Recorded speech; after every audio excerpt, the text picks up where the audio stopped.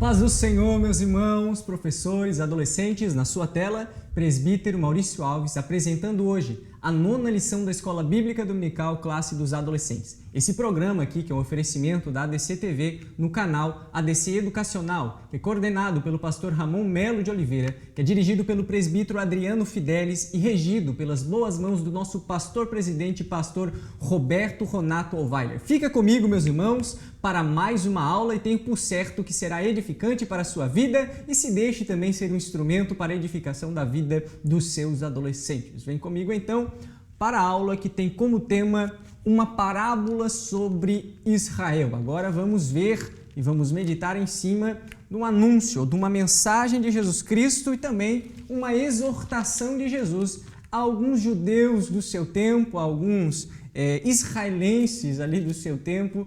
E vamos então para a lição. Leitura bíblica, Lucas capítulo 13, versículo de número 6 ao 9, ou seja, é uma parábola que nós vamos observar que ela é curta, que ela não é longa. A mensagem, João capítulo 15, versículo 8, e a natureza gloriosa do meu Pai se revela quando vocês produzem muitos frutos, e assim mostram que são meus discípulos. O objetivo da lição é ensinar sobre a importância do arrependimento, explicar o significado e a mensagem da parábola para Israel e para a igreja e refletir sobre a importância de termos uma vida de propósito com Deus em uma vocação ministerial frutífera.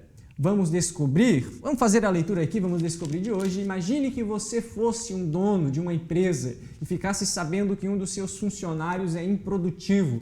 Você o chama ali para conversar e fica esperando que ele mude de comportamento, porém, para sua tristeza, nada mudou e ele continua sem trabalhar. E aí o que você faria, né? Daria uma nova oportunidade ou demitiria? Na aula de hoje falaremos sobre a paciência de Deus diante da improdutividade do seu povo e o seu convite ao arrependimento e à mudança de comportamento. Vamos então, meus irmãos, para a parábola, né? É uma advertência sobre o arrependimento, vai marcar ou vai dar o início dessa parábola contada e relatada por Jesus. Então, meus irmãos, alguns vieram até Jesus, professores, e eles começaram a relatar um acontecimento triste, né? Provavelmente esse era o assunto que estava na boca do povo, que era um assunto conhecido por todos da cidade e também aos redores da cidade. Então, isso foi atribuído a Pilatos, um assassínio, esse era o acontecimento, um assassínio daqueles que foram atravessados por armas romanas, que foram mortos pelas mãos dos romanos nos pátios do templo, ou no pátio do templo, e ali tiveram o próprio sangue misturado com o sangue dos sacrifícios oferecidos naquele dia. E aí Jesus, ele percebeu, aquelas pessoas contando essa história, ele percebeu um ar esquisito naqueles que contavam aquele acontecimento que era triste. Para estes, o fugir da tragédia era um sinal de que Deus estava se agradando deles e morrer na tragédia era um sinal de consequência factual do pecado. Jesus observa esse ar meio estranho e essa interpretação incorreta daqueles homens que estavam contando aquela história com relação ao trabalhar de Deus. Então, aqueles que escapavam da tragédia, aqueles que se escaparam da tragédia se viam mais ou menos como semideuses, né? Como se Deus o aprovasse de uma forma especial. O que para um judeu nós sabemos que isso não faz sentido nenhum, visto que o modo como seus antepassados foram mortos e sofreram é algo que não faz parte da história do povo judeu em si. Vide Jeremias, quando nós observamos Jeremias que apanhava muito simplesmente por ser um profeta de Deus, mas não abaixava a guarda. Então veja que o sofrimento ele não está atrelado à capacidade humana ou a um mérito humano, e o livrar-se do sofrimento também não está ligado a um mérito próprio humano, como se Deus estivesse se agradando dele e logo não enviaria o sofrimento, né? Então, Herbert Locker também vai dizer que estavam cegos para compreender que uma calamidade particular não mede nem prova a culpa específica dos que a sofrem. Então Jesus é muito corajoso, né? Ele pergunta sabiamente a eles: pensai vós que esses galileus, né, foram mais pecadores do que todos os galileus por terem padecido tais coisas? Então Repare que se a pessoa ela acha que o sofrimento no mundo é exclusivamente um juízo divino para os pecadores, veja que essa pessoa ela não compreendeu nada sobre a forma como Deus trabalha, a forma como Deus age na história. Essa pessoa está completamente equivocada quanto à providência divina e à vida em si. Então, ela acha que a providência divina está simplesmente no bem-estar humano, quando na realidade ela também está no livramento, ou a pessoa acha muitas vezes que ela está simplesmente nessa vida terrena ou está simplesmente no livramento do homem em si. E aí Jesus vai dizer, se não vos arrependerdes, todos de igual modo perecereis.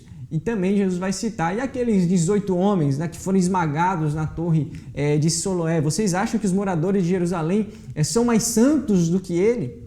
Repare que a providência divina, ela não consiste somente num livramento que Deus pode oferecer ao homem, apesar que pode estar ali também, é mais amplo do que nós imaginamos, mas veja que a maior providência divina, ela consiste no perdão, que nessa dinâmica maravilhosa entre graça e justiça só pode ser liberado por meio do arrependimento humano. Ali está a maior providência que Deus ofereceu ao seu povo, o perdão de pecados, a oportunidade de arrependimento. Isso está muito além do que um livramento que Deus pode nos dar no dia a dia. O maior livramento foi o livramento da morte eterna. E esse livramento foi concedido através do sangue de Cristo na cruz do Calvário, que oferece àqueles que se arrependem uma vida eterna lado a lado com Ele nos céus. Então nós louvamos a Deus por essa maior providência. E aí, por isso que a advertência de Jesus para esses homens é arrependei-vos, Vocês acham que simplesmente por algumas pessoas terem escapado desse fato catastrófico que aconteceu, quando Pilatos vai se levantar e vai matar algumas pessoas no templo, você acha que as pessoas que se livraram daquilo são pessoas mais santas e não precisam realmente se arrepender? Muito pelo contrário, Tanto a vida daquelas que já foram, mas principalmente os que ficaram, é tempo de arrependimento, para que vocês possam experimentar a maior providência que eu venho vos trazer, se a gente começa a reparar aqui a obra que Jesus Cristo veio trazer durante a sua vida nessa terra. Então, depois de fazer a advertência, Jesus ele conta a parábola, que é um chamado então para um arrependimento nacional, um arrependimento judaico. Então, tópico 2, uma demonstração de paciência. Meus irmãos, um fator interessante aqui nessa parábola relatada por Jesus é que a figueira ela é plantada na vinha, Ela não é plantada num pomar onde tem demais outros tipos de árvore.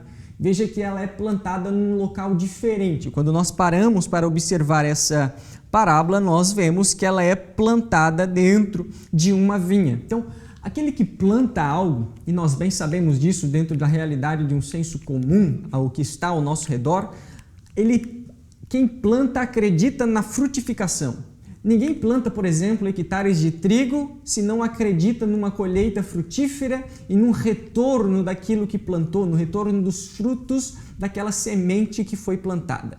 Então, quem planta acredita na semente, acredita no solo e ainda que não veja o resultado no instante da plantação, tem uma esperança que dando tempo ao tempo aquela semente poderá se desenvolver e gerar muitos frutos. Então, a figueira, ela foi plantada na vinha. O proprietário foi quem colocou a figueira lá, na intenção de colher figos. Esse era o objetivo. Então, o fato da figueira ter sido plantada na vinha, a gente passa a observar o porquê disso, mostra que ela foi colocada numa posição extremamente favorável. Lembrando que aqui o direcionar dessas palavras de Jesus e dessa parábola era para a nação judaica, para o povo de Israel. Então, o fato da figueira ter sido colocada ou plantada na vinha mostra que a posição em que ela estava era uma posição extremamente favorável e o seu dono desejava saborear dos seus frutos. Então, ainda que aqui nós observamos, o objetivo ou o privilégio singular da figueira que ilustra a nação judaica. Este é um privilégio singular que foi concedido ao povo de Israel como povo escolhido para dali sair o nosso Messias. O fato da figueira estar plantada num local favorável como a vinha explicava ou simbolizava esse privilégio que foi concedido à nação de Israel. Isso simboliza, então, a nação separada de todas as outras e honrada por Deus de uma forma especial. E nós, como igreja, como gentios, nós precisamos ter essa visão. Claro que depois a gente vai ver no tempo da graça algumas mensagens, o apóstolo vai dizer, nisso não há judeu nem grego, todos precisam se entregar a Jesus, mas nós precisamos também reconhecer a importância que foi dada para a nação de Israel durante o contexto histórico da raça humana na Terra e também nesse fator dessa parábola de Jesus ser direcionada a eles. Então, como nós observamos, em toda a história existe uma dinâmica e um lindo relacionamento pela parte de Deus, pelo menos, né? Porque pela parte de Israel e algumas vezes se levantaram contra Deus e até hoje ainda tem alguns que não acreditam verdadeiramente no Messias, mas nós vemos essa relação e essa posição privilegiada que foi dada a Israel. É interessante a colocação do teólogo escocês Alexander Bauman Bruce, porque ele lembra que a nação judaica, a videira, para a nação judaica, a videira ela é muito mais encantadora do que a figueira, né? Então, quando ele faz essa observação, essa lembrança, ele interpreta que Jesus ele impregnou o símbolo da figueira, que para a nação judaica é inferior à videira, para dar uma segurada no orgulho dos ouvintes, visto que eles chegaram para Jesus e Jesus sentia um ar de superioridade naqueles que contavam aquela parábola. Então, a gente vê esses detalhes que fazem parte também da história em si e da ministração do real significado da palavra de Deus. Claro que essa é uma interpretação de Alexander Bauman Bruce, né? Mas nos faz também refletir e alguns que querem se apropriar, se apropriem e outros que ficarem assim, então deixem de lado. Próximo tópico, então, a decepção e o manifestar da paciência, isso dentro da mesma história. Então, meus irmãos, nós observamos na parábola que o objetivo do plantador era colher o fruto da figueira. Por 3 anos ele se direcionava à vinha para procurar os frutos daquela figueira, porém ele não encontrava nada além de galhos secos, né? A expectativa do plantador, como eu mencionei anteriormente, ela é transformada numa decepção quando ao longo dos anos aquela figueira ela não corresponde ao projeto da qual foi confiada pelo plantador da mesma, ou daquela semente, né? De que forma que é interpretado o símbolo desses 3 anos, né? E claro que aqui existem pensamentos diferentes com relação a isso, mas como nós mencionamos na primeira aula, que eu fiz aqui uma citação do pastor Elienay Cabral, né? O conselho é quando a aplicação, quando não há a aplicação escrita dos pormenores, né, das questões secundárias da parábola, nós então nos atentamos ao eixo principal da mensagem ou da parábola, que nesse caso é o arrependimento da nação judaica, que também nos trará uma lição universal para a igreja do Senhor. Então, agora retornando, alguns interpretam esses 3 anos como os 3 anos do ministério de Jesus.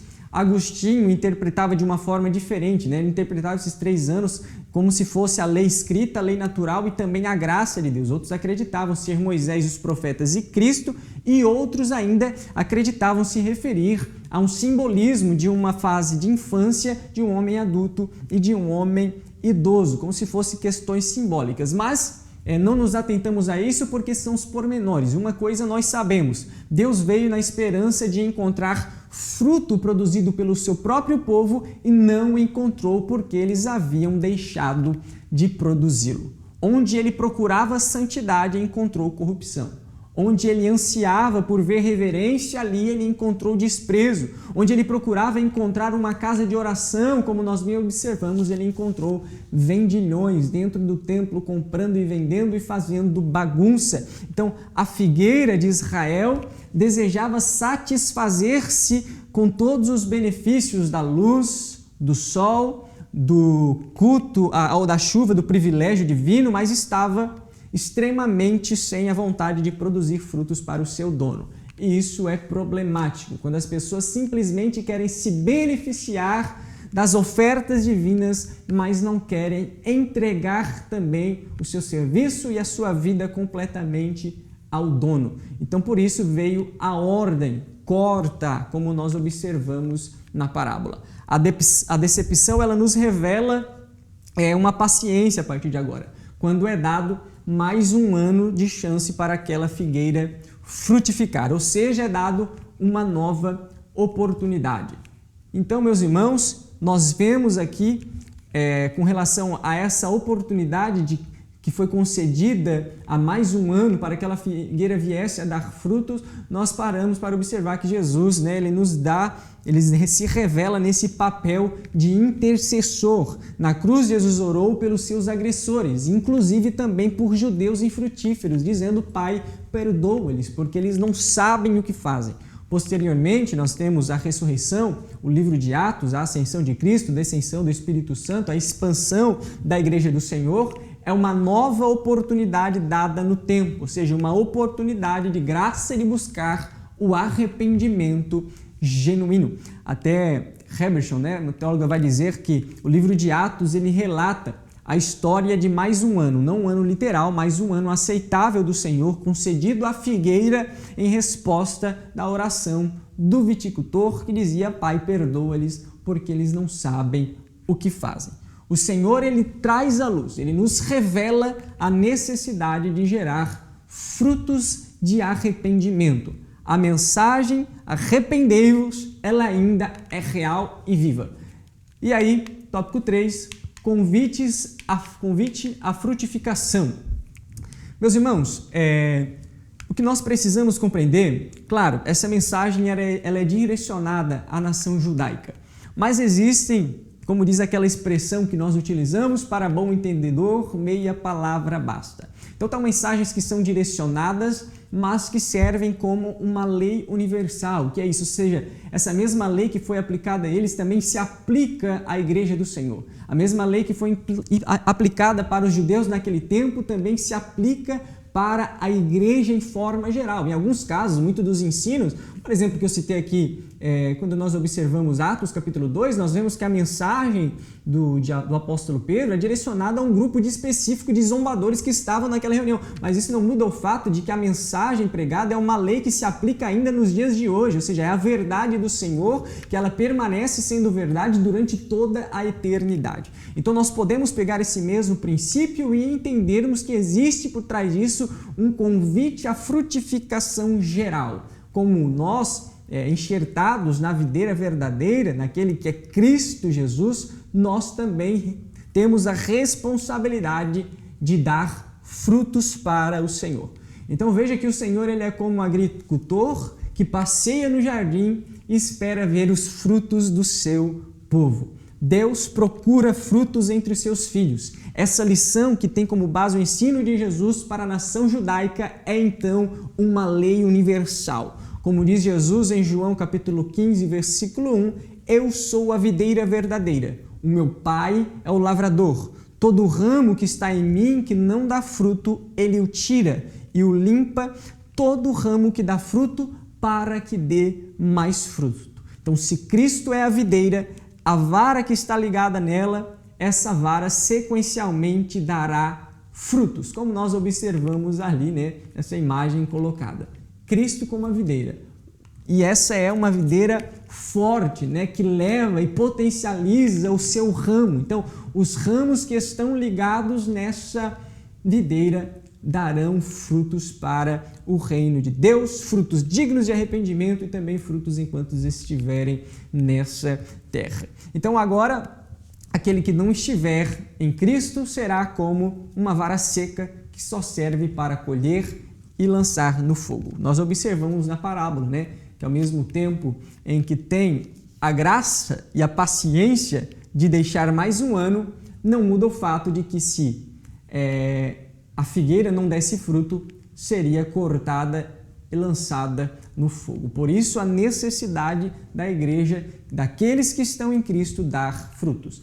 E se Cristo é a videira, e aquele que está ligado nela, veja que é algo automático. é algo automático. Não tem como estar na videira e não dar frutos, a não ser que você não esteja, né? Aí você não vai dar fruto e quem não dá fruto é cortado, como nós bem observamos. Portanto, arrependei-vos para chegar à videira e com os galhos conectados nela, deem muitos frutos para a vinha do Senhor. E isso é um chamado dado a nós, portanto, que nós possamos sermos úteis para a obra de Deus e dando frutos para o reino do Senhor Jesus, que brevemente voltará.